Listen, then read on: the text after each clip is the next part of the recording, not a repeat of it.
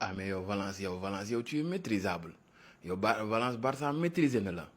koñe na la gagné la chaque année mun naa ni da lay dóor te bu lay fët ay 7 la lay dóor ak i 6 Barça yéen ñàkk ngeen xel bu ngeen di dóorum da ngeen di wëyal di dem rek ba kañ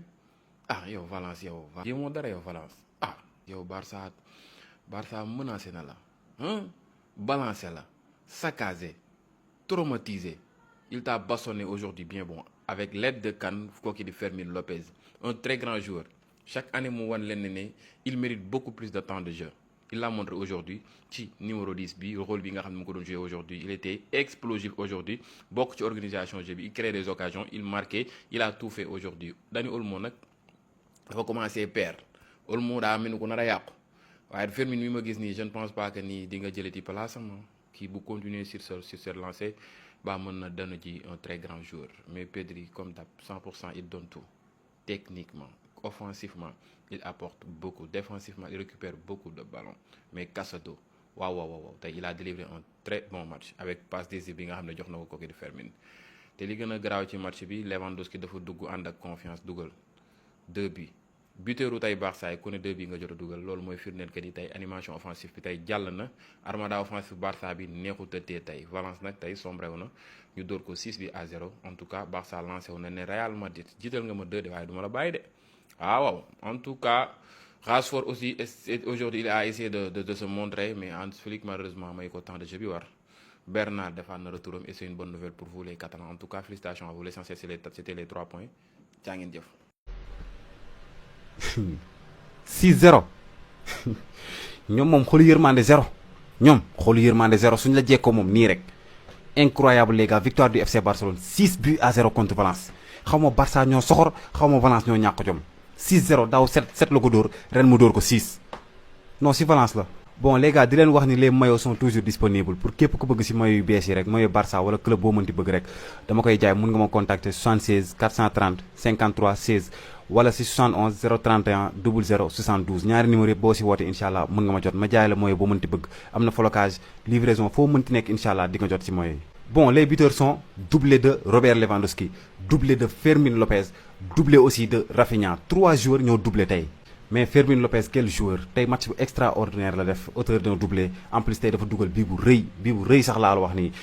Fermin Lopez nag pour man dafa war di jouer quoi nekkul joueur boo xam dañ ko war di teg banc waaw xaw ma nag Hans Flick nan la war a def mais saa yi moom dafa war di jouer quoi. Rafinha tey si banc bi la déparé ndax lan sanction ndax dafa tardé woon entraînement ñu sanctionné ko daaj ko si banc bi mu dugg deuxième mi-temps ñëw laal benn doublé bu sell incroyable lii mooy un grand joueur. Robert Lewandowski mu ñuy wax gaynde bu màgget bi. gaynde bu màgget la certes mais ba léegi gaynde la saa yu 68e minute la dugg 68e minute ñëw laal doublé bu sell aussi en tout cas trio bi tey seen yaram tàng na jër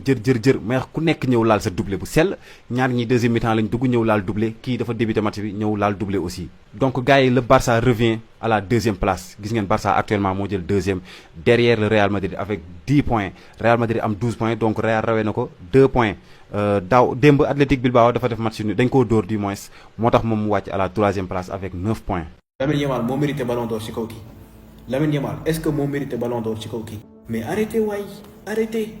mais jëmm ji moo mën a dugal. et quel joueur quelle efficacité Rafinha. ku gën a mérité ballon d'or biir Barça c'est Rafinha y a pas de discussion boo fi nee Lamine Yamal da ngaa bëgg Lamine Yamal rek mais waxoo football. efficacité bu nekk ci Rafinha mën a dugal bi nekk ci Rafinha nekkul ci booy boobu. te mën na football. mais xool leen Rafinha tey Rafinha dafa tardé échauffement Flick daaj ko ci banc bi ne ko tey ci banc bi ngay toog. mu dugg deuxième période def master class. wane caractère personnalité def doublé la def doublé. gis ngeen fii centre Rashford bi après Rafinha dafa def appel derrière le défenseur pour mën a fekkee bal bi dugal ko. et je sens que cette saison Rafinha dina dimbali Barça ci match yu bëri parce que son point fort c'est son efficacité. Fermin Lopez ñaata yoon laa la woo mais fils quel joueur def doublé laal benn passe homme du match y a pas de débat. man maa ko wax fii et j'assume Fermin moo mën fukki Olmo du moromam sax moo ko ëpp niveau. omelette mën nga dem toog ci banc bi xam ni Fermin moom moo war a titulaire te Flick léegi nag je pense que tu as compris que Fermin doit être un titulaire indiscutable. kii la Deco parewul pour jaay 80 millions Chelsea mais vous êtes malade kii du joueur bu ñuy jaay nga jaay Olmo sax moo gën a logique nga jaay Fermin Lopez. qualité de jeu Fermin c'est très rare c'est un joueur hors pair Donc gars, le Barça écrase Valence 6 buts à 0. Doublé de Rafinha, doublé de Fermin Lopez, doublé de Robert Lewandowski moom mi dugg deuxième mi-temps laal doublé. Yéen a ngi doon xaar Barça tey def match nul ak Valence bu bon bii teg ligne de 5 mu ne daa bëgg gagné. Donc gars yi Barça écrasé na Valence musul yeb Barça daaw fii la ko jàpp Coupe du Roi dóor ko 7 championnat dóor ko 7 ren mu ñëw dóor ko 6. Même sans Lamine Yamal man xamoon naa ne Barça day écrasé Valence saa waay. Mais Catalans yi malgré votre large victoire xam leen ni jeudi am ngeen ngan di dafa match. Voilà, le Real Madrid reste premier avec 12 points, Barça deuxième avec 10 points. Donc gars yi maa ngi xaar seen avis en commentaire ku bëgg compte IPTV nga mën a seetaan match yëpp sa téléphone ordinateur télévision tablette. Netflix aussi c'est disponible ku ma soxla sama numéro mi ngi sama page. Barça moo jëlaat Liga man maa leen ko wax donc yéen ñi nga xamante ne da ngeen di préparer pour voir enregistrer une vidéo bi ndax xam leen ni doon ko mës a publier. Les gars on est encore reparti sur les mêmes bases que la saison passée lan moo tax man leen Barça moo jëlaat Liga parce que ce coach là comme d'habitude ku tardé ko dama match doo jouer. Rafinha on sait tous que c'est un joueur très très important ndax bi mu duggee wane na ko doublé mais tey dafa tardé ko devant match joué wul comme Koundé nu mu ko defee woon daaw. Et en plus gis nañ bu baax a baax 3 premiers matchs Barça yi voilà yéen a ma gën a xam c'est pas Barça le Barça d'aujourd'hui parce que y avait beaucoup de choses à améliorer et moom sax waxoon na ko carrément ni attitude équipe bi yëpp neexu ko. te tey mentalité bi ma gis mooy équipe bi ma gisoon daaw et je sais que Hansi Flick ci traite internationale de travail na ko bu baax a baax et le résultat est là. Victoire 6 buts à 0 et sans Lamine Yamal sans De Jong sans Balde 3 titulaires indiscutables sans Gavi sans Marc-André ter Stegen yéen a ngi bàyyi xel loolu. Sans Araujo qui n'a pas joué Dani Olmo a débuté sur le banc dugg na Lewandowski a débuté sur le banc dugg na deuxième mi-temps. Mais malgré tout collectivement c'est très très intéressant il y a du beau jeu il y a de l'engagement il y a de l'agressivité. Et je sais que Real Madrid moo jëlee 2 points mais tôt ou tard je vous dis 2 points nag dañ koy rattrapé baraw leen man maa leen ko on sera champion cette saison encore une nouvelle fois en Liga. ñoom moom dañoo jéemul dara ñoom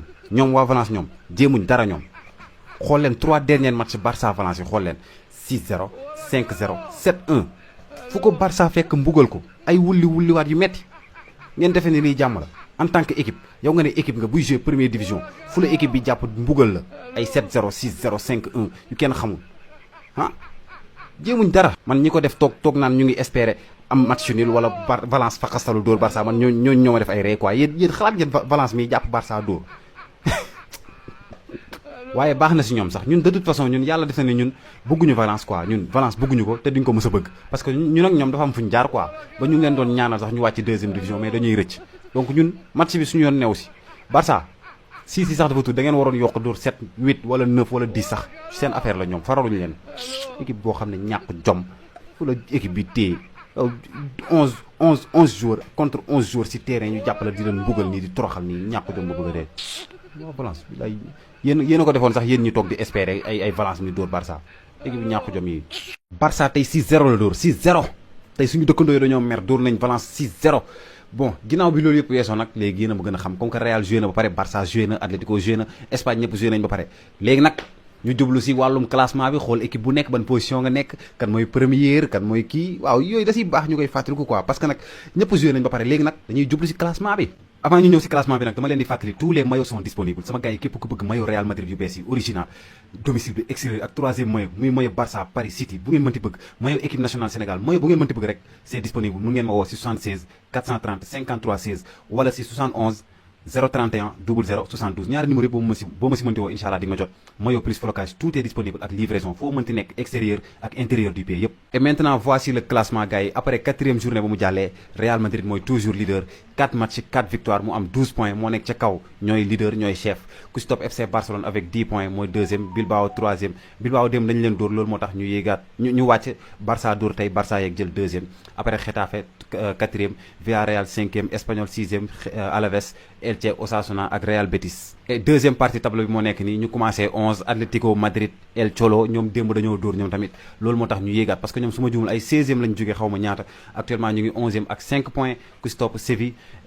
Vallecano Celta Vigo Valence mi ñàkk jom mi nga xam ne moom la Barça jàpp tey dóor ko 6-0 mu ngi 15e Real Oviedo Real Sociedad 2 points kese la amagum incroyable rouge baa ngi nii partie rouge ñi nga xam ne ñoom waaw mooy loolu ndaare yi Levante Mallorca ak Gérone baax na si ñoom. équipe bu mag bi ñëwati na ñu nekkoon ci dëkk bi di wax naan Barça la muy Yamal bu fuulu du gagné non Yamal foofu tey non Barça du gagné maanaam jàpp équipe bi ni ngeen gis nii daaw 7 laa ko ubbi woon 7 ren ma jàppaat ko joxaat ko 6 maanaam lii niwul ay tandu saison ren bii nii ban équipe moo fi jàpp équipe dóor ko 6 Barça ko njëkkee de maa ko fi njëkkee de le meilleur club du monde préparé leen Europe vous êtes prévus on est de retour Philippe Ball ay ñoom Bernal ñëw nañ gis ngeen Bernal ay ñoom Lewandowski Rashford tey kontaan naa def nga match bu baax a baax mais borom nopp yi